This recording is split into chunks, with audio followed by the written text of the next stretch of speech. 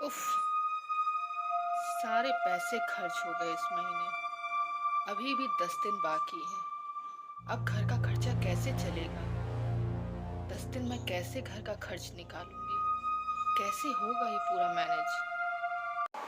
पक्का संकल्प कर लें तो बचत करना बहुत आसान रहता है, क्योंकि आज की ये बचत भविष्य में किसी भी ऐसी परेशानी परिस्थिति से आपको बचा सकती है।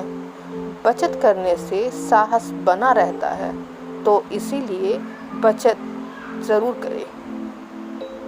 महीने में मिलने वाली वेतन आपको अमीर नहीं बनाती, बल्कि खर्च करने की जो आदत है उससे आपका अमीर और गरीब होना निर्भर करता है।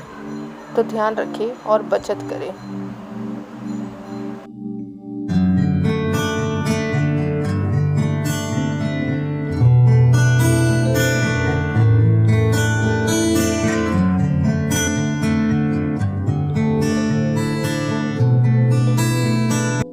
तो hello friends, welcome to my channel mamma Beta corner और मैं हूँ आपकी फ्रेंड अंजलि।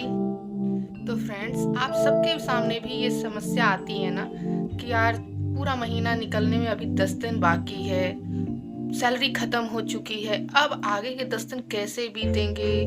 अब आगे के बाकी जो हमारे जब तक सैलरी नहीं आ जाती तब तक कैसे हम घर चलाएंगे?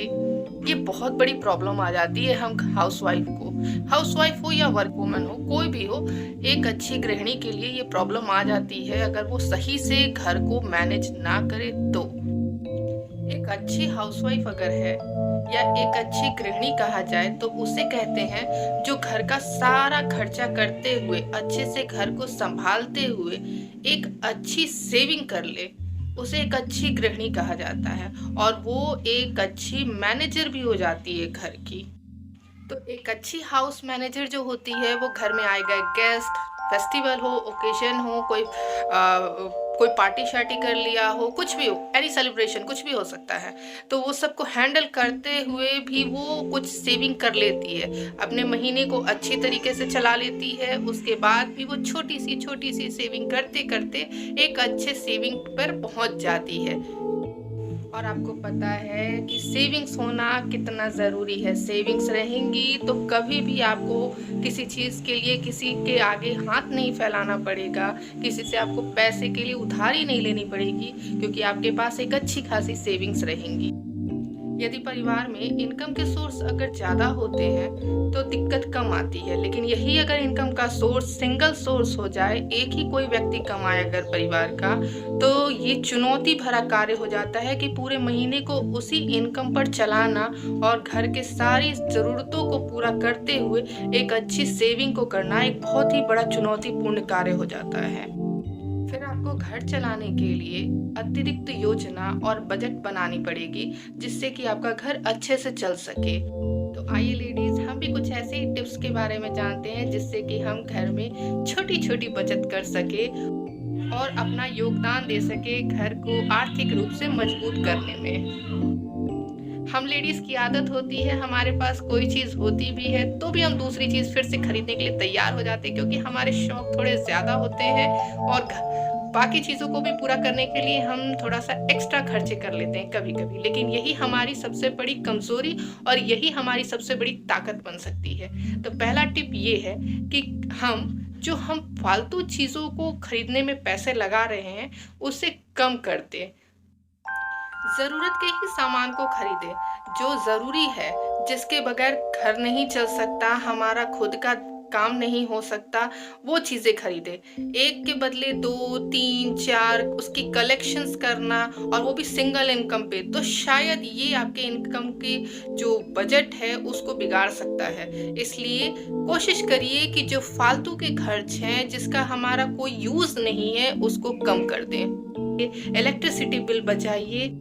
जिस कमरे में कोई ना हो उस रूम के लाइट, फैन, सारी चीज़ें ऑफ कर दीजिए।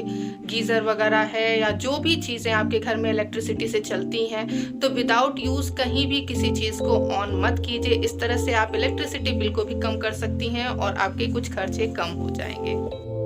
दूसरा ये कि आप 1 महीने का एक बजट तैयार कीजिए कि आपकी इस महीने में कितनी सैलरी आ रही है, कितनी इनकम हो रही है और आप इसमें कितना खर्च करती हैं। ज़रूरत के सारे सामान का एक जगह लिस्ट बनाइए और उन सभी में लगभग का कितना खर्च आता है आप उसे लिखिए और इस तरह से आप इनकम जितने हो रहे हैं उसमें से जितनी आपकी खर्च हुई उसको हटा करके बचा हुआ सारा पैसा आप सेविंग्स में लगा सकती हैं और उसे फिर किसी काम में यूज कर सकती हैं जो कि जरूरी हो। जिंदगी जोखिमों से भरा हुआ है, कब क्या हो जाए किसी को नहीं पता। तो तीसरा पॉइंट ये है कि हम नहीं जानते कल को क्या हो सकता है, कल को कौन सी बीमारी या क्या आ जाता है, एक्सीडेंट होता है, क्या होता है हमें नहीं पता, लेकिन इसके लिए पहले से ही प्रिपेयर होना चाहिए। भगवान ना करे ऐसा कभी कुछ हो, लेकिन फिर भी प्रिपेयर तो होना पड़ेगा क्योंकि ये ज़िंदगी का सबसे बड़ा सच है जिसे हम मुकर नहीं सकते, ठुकरा नहीं सकते। तो इसके लिए कुछ सेविंग्स हमेशा अपने पास रखें। ये सेविंग्स जो हमारे खर्च हो जाने के बाद जो पैसे बचते हैं उनमें से कुछ पैसे जो है इमरजेंसी फंड के लिए आप अलग से रखिए। अगर आप इनकम नहीं करती हैं तो कोई बात नहीं, सेविंग्स तो कर सकती हैं। तो बस इसी बात को ध्यान रखते हुए हमारी सेविंग्स को भी आप डाइवर्सिफिकेशन में डाल दीजिए। मतलब हमारी जो सेविंग्स है उसके कई हिस्से बनाइए कि इतने हिस्से को हम इस चीज में लगाएंगे, इतने हिस्से को हमें इस चीज में करना। जैसे कि कह सकते हैं, मैंने अभी बोला कि इमरजेंसी फंड, तो मान लीजिए हमारी जो सेविंग्स होती है उसमें से थोड़ा सा हिस्सा इमरजेंसी फंड के लिए रखिए, बाकी को आप कहीं इन्वेस्ट कर दीजिए।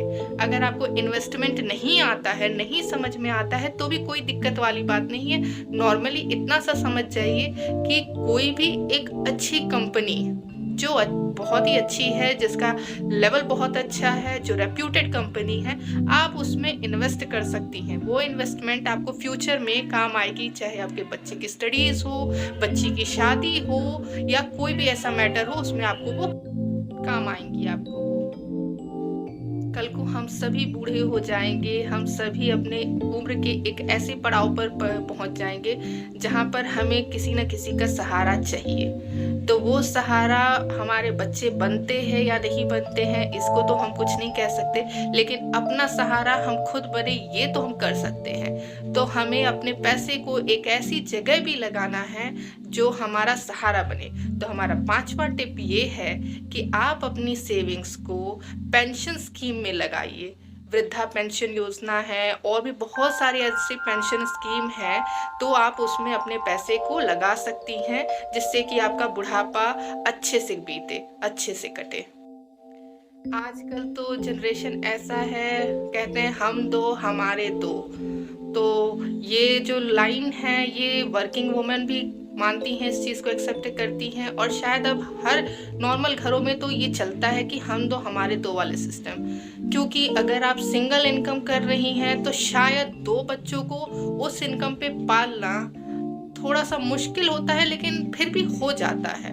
लेकिन यही बच्चे अगर 2 से अधिक होते हैं, 3 होते हैं, 4 होते हैं, तो ये बहुत बड़ी दिक्कत हो जाती है। उन्हें अच्छे से परवरिश करना, अच्छे से पालना, उनकी हर ज़रूरतों को पूरा करना, क्योंकि सिर्फ उन्हें पालना ही नहीं है, उनको एक अच्छी परवरिश देना है। उनकी पढ़ाई को भी उनकी पसंद का कराते हुए उन्हें लाइफ में आगे सक्सेसफुल भी बनाना है और साथ में अपने आप को भी ध्यान देना है, अपने फ्यूचर को भी ध्यान देना है, बच्चे के भी फ्यूचर को ध्यान देना है। तो इन सब को ध्यान में रखते हुए ये जो स्कीम निकाली गई कि हम तो हमारे दो, इस पर ज़्यादा ध्यान देना चाहिए।